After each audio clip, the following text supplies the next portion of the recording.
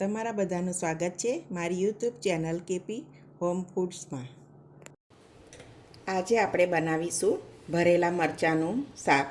ભરેલા મરચાં બધા જ બનાવતા હોય છે, પણ બધાની રીત અલગ અલગ હોય છે। તો હું કેવી રીતે બનાવું છું તે તમારી સાથે શેર કરું છું। તો ચાલો રેસીપી શરૂ કરીએ। ભરેલા મરચાં બનાવવા માટે મેં અહીંયા 250 ગ્રામ જેટલા મરચાં લઈ લીધા છે। મરચાં આ રીતે પસંદ કરવાના, એકદમ સોફ્ટ ને એવા હોય એવા। તો આપણે વચ્ચેથી કાપો કરી લઈશું અને વચ્ચેનો ભાગ આવે એ કાઢી લેવાનો। જો તમને તીખા પસંદ હોય તો નહીં કાઢવાનો।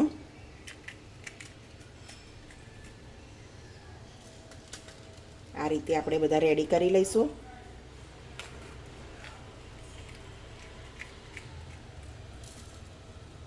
આપણે બધા મરચાં રેડી કરી લીધા। હવે આપણે એક કઢાઈ લઈ લઈશું, એમાં થોડા સિંગદાણા શેકી લઈશું।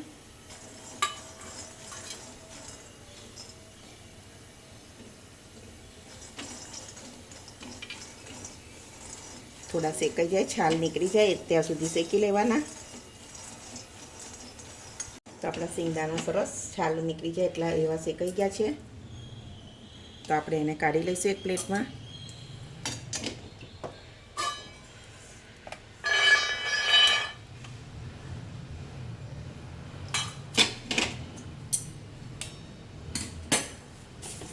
તો આપણે થોડા તલ લઈ લઈશું।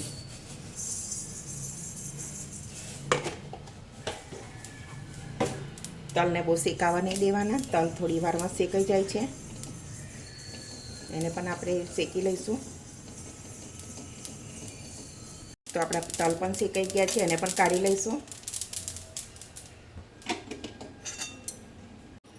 આપણે થોડું તેલ મૂકી અને હવે ચણાનો લોટ શેકી લઈશું।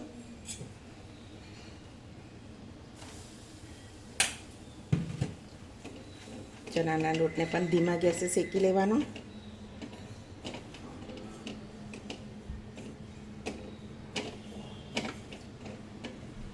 ચણાનો લોટ પણ શેકાઈ ગયો છે, હવે એને ઠંડો પડવા દેવાનો। હવે સિંગદાણા અને તલ ઠંડા થઈ ગયા છે, એને ક્રશ કરી લઈશું।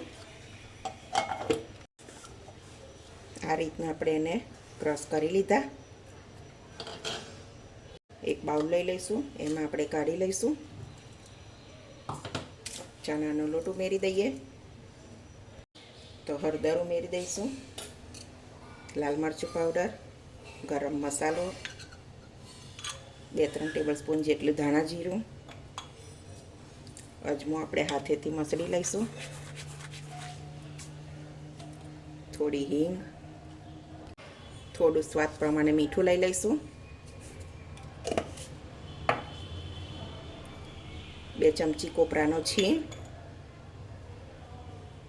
1 લીંબુનો રસ, 2 ચમચી જેટલી ખાંડ, મોણ માટે તેલ લઈ લઈશું, બરાબર મિક્સ કરી લઈશું।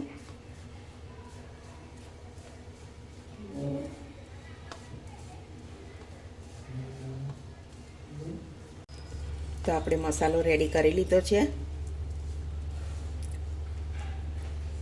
મરચાંમાં ભરી લઈશું। આ રીતે મરચાંમાં ભરી લેવાનો ડાબીને।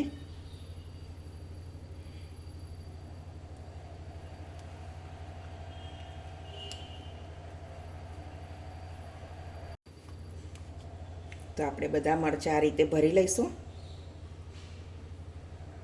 તો આપણે બધા મરચાં ભરી લીધા છે।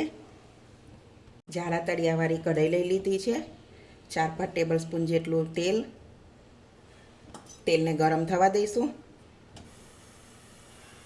તેલ ગરમ થઈ ગયું છે, તો થોડું આપણે અજમો લઈ લઈશું, થોડીક હિંગ, હવે મરચાં ઉમેરી દઈશું આપણે।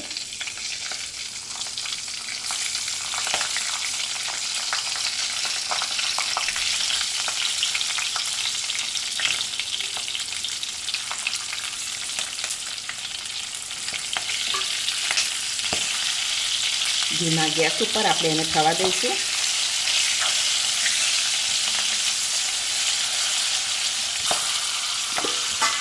ઢાંકણ ઢાંકી દઈએ। આપણે મરચાં ચેક કરી લઈશું। મરચાં સરસ થઈ જવાયા છે।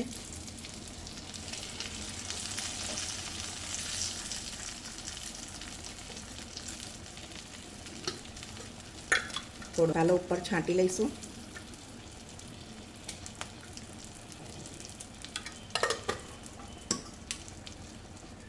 બે મિનિટ જેવું એને રહેવા દઈશું.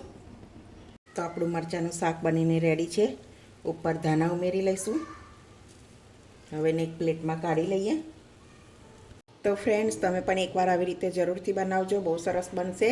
અને તમને જો મારી રેસીપી ગમતી હોય તો મારી વિડીયોને લાઇક કરજો, તમારા ફ્રેન્ડ જોડે શેર કરજો, મારી ચેનલને સબસ્ક્રાઈબ કરજો. તો હવે મળીશું એક નવી રેસીપીમાં. ત્યાં સુધી બધાને જય શ્રી કૃષ્ણ.